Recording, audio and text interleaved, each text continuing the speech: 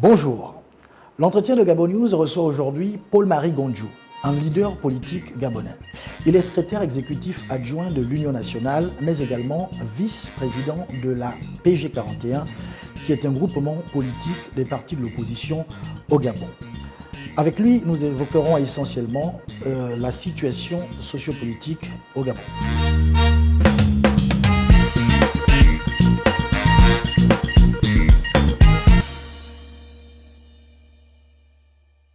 Bonjour Monsieur Gondjou. Bonjour. Alors comment se porte l'opposition gabonaise aujourd'hui?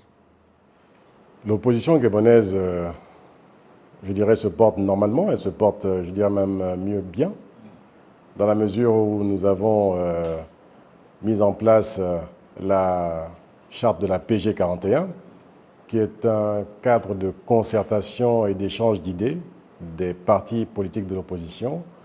Et nous l'avons mise en place parce que nous pensons que de tous les problèmes que nous pouvons vivre dans ce pays, l'opposition a l'obligation de pouvoir se concerter sur les grands sujets de l'heure.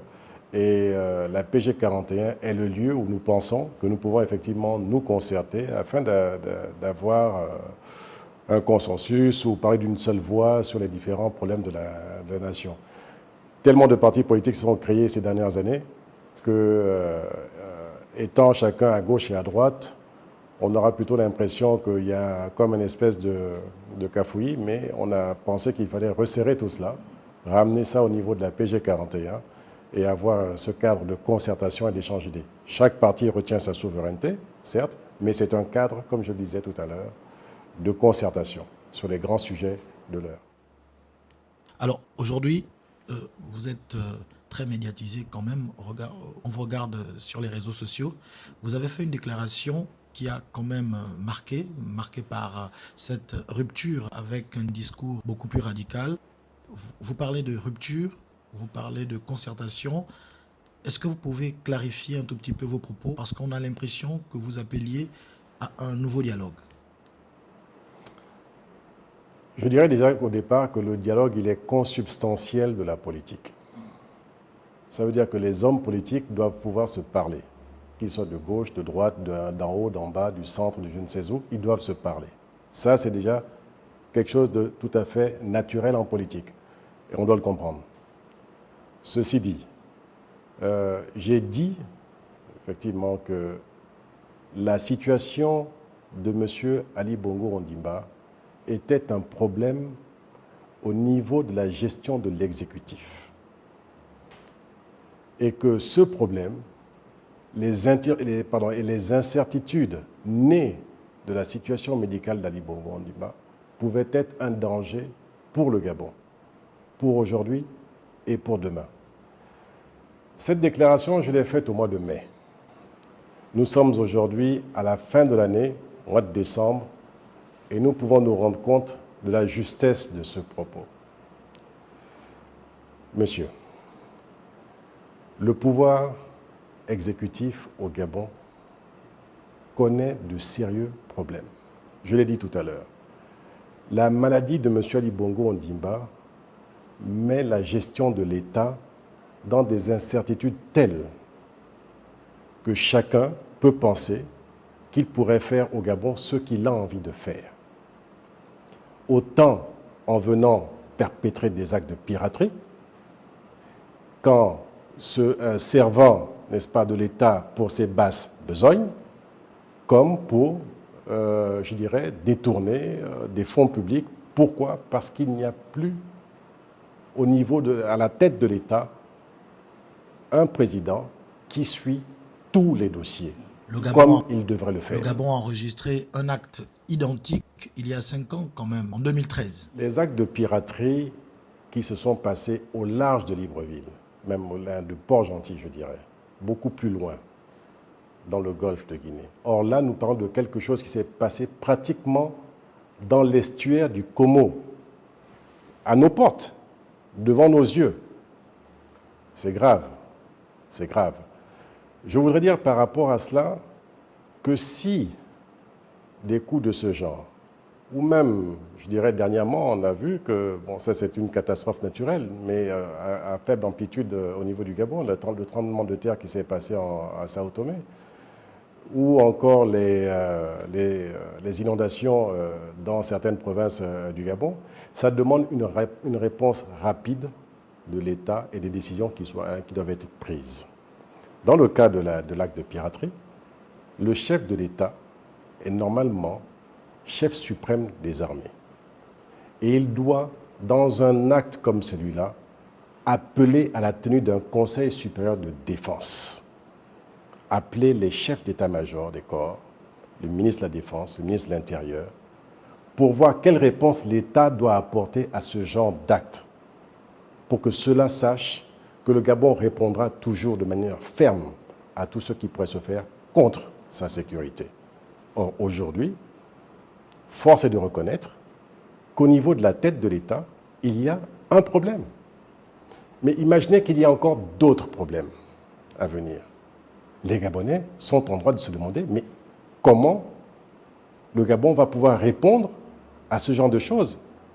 Que ça arrive à 2h ou 3h du matin ou je ne sais quand dans la journée, le président de la République doit pouvoir être disponible pour pouvoir répondre à tous ces actes. Ce débat sur la santé du chef de l'État, on voit bien le président recevoir ses hôtes, et récemment encore avec le sommet de la CEAC, il a pris la parole, on l'a bien vu s'exprimer mieux qu'au cours de sa première sortie.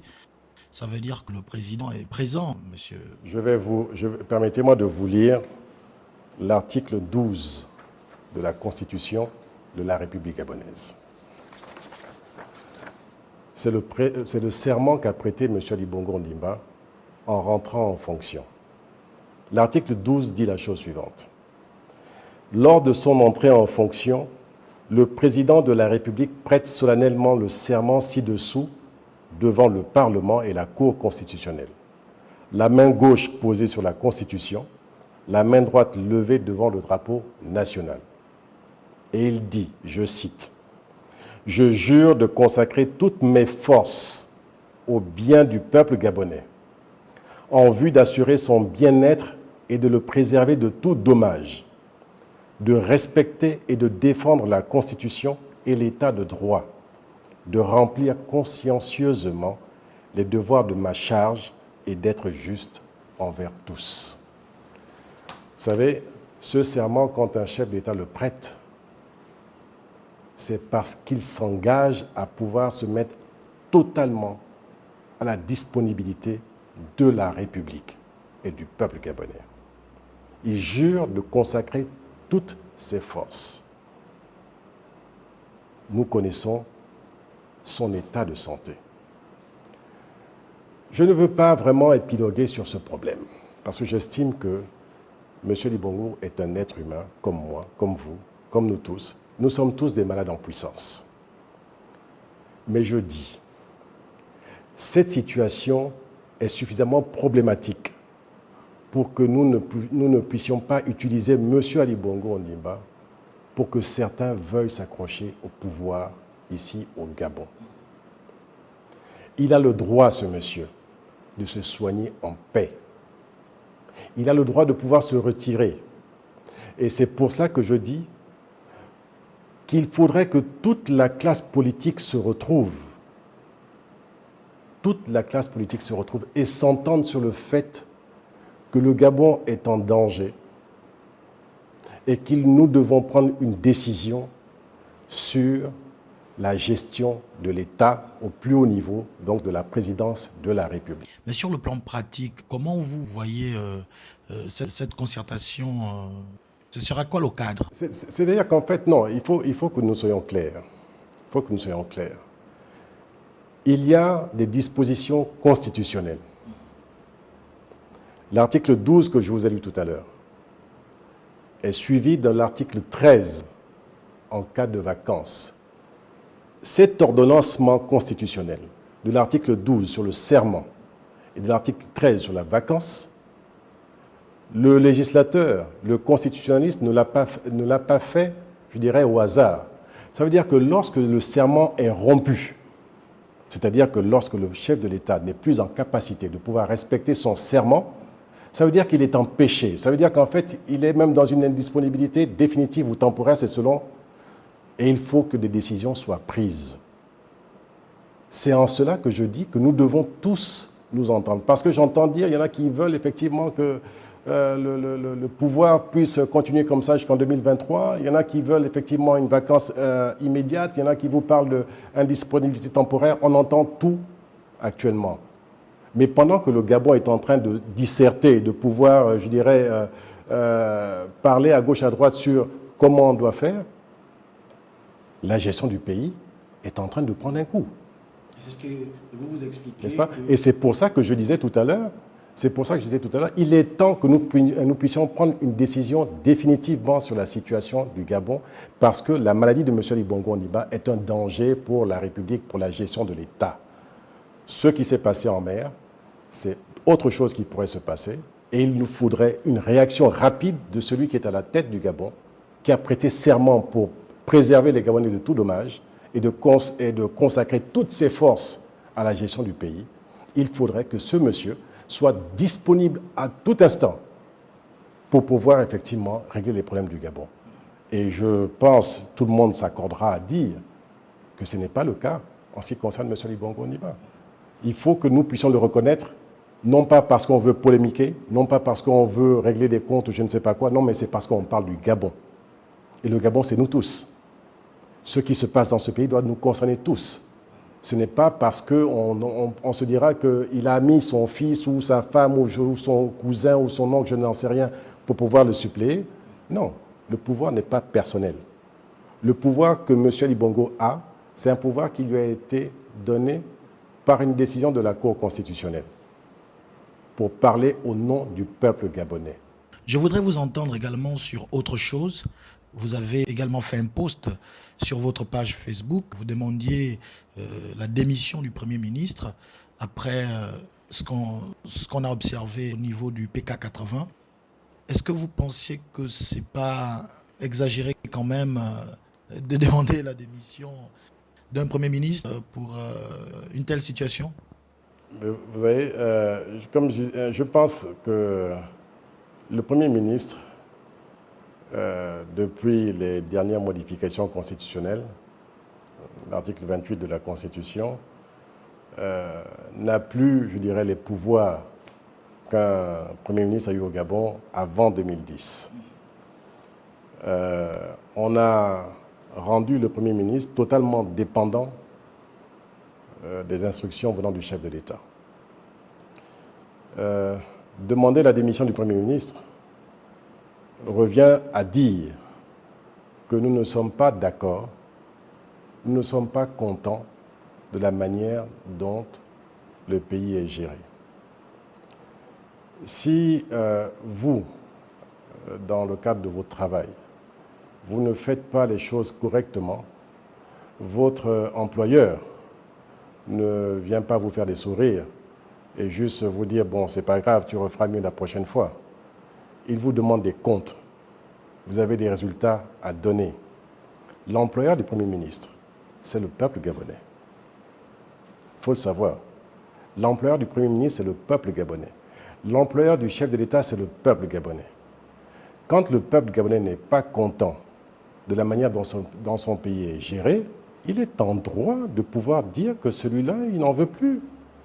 Et en tant que citoyen, j'ai le droit de dire que le Premier ministre doit démissionner. Et avec lui, son gouvernement. Parce que les choses sont mal faites. Et ce n'est pas une fois, ni deux, ni trois, mais c'est depuis longtemps et de manière, je dirais, continue, que ce pays est mal géré. On va peut-être terminer par là. L'opération Scorpion aujourd'hui, est-ce que quand vous voyez ce qui se fait, des hautes personnalités qui sont aujourd'hui en détention, vous vous dites que le pays quand même est en train de changer, il y a des choses qui se font au sommet de l'État? Sur ce problème de l'opération Scorpion, j'ai noté, comme de nombreux citoyens, que des personnalités ont été arrêtées et ont été, pour certains, placé sous mandat de dépôt. Si cette opération est menée dans le respect des canons du droit, de la loi, et si réellement cette opération est menée pour régler le problème de la corruption dans notre pays, je pense qu'il n'y aurait pas assez de place à la prison centrale pour tous ceux qui sont encore dehors et qui devraient être en prison. La Cour des comptes, d'ailleurs, a fait son rapport pour nous dire qu'il manquerait dans l'exécution du budget de 2018 1500 milliards. Voilà un problème profond. 1500 milliards. Ils sont passés où ces 1500 milliards?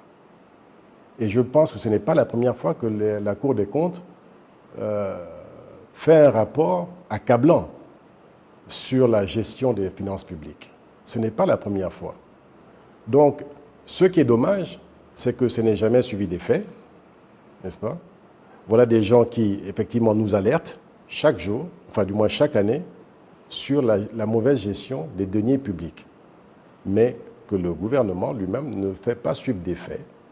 Pourquoi? Pourquoi? Ça, c'est un problème. Monsieur Gondjou, il nous reste plus de temps, peut-être quelques secondes pour le mot de la fin, et on va se dire au revoir. Ben écoutez, d'abord vous remercier, et puis savoir que sur ce problème de la gestion de l'État, la gestion du Gabon, c'est un problème qui nous concerne tous les Gabonais. Nous n'avons pas de pays de rechange. Je ne suis pas partisan de la terre brûlée. Tous ceux qui parlent de la terre brûlée, c'est qu'ils n'ont pas vécu ce que d'autres ont vécu dans leur pays pour arriver à trouver des solutions politiques à la gestion de leur pays. Ils ont été obligés de passer par la guerre.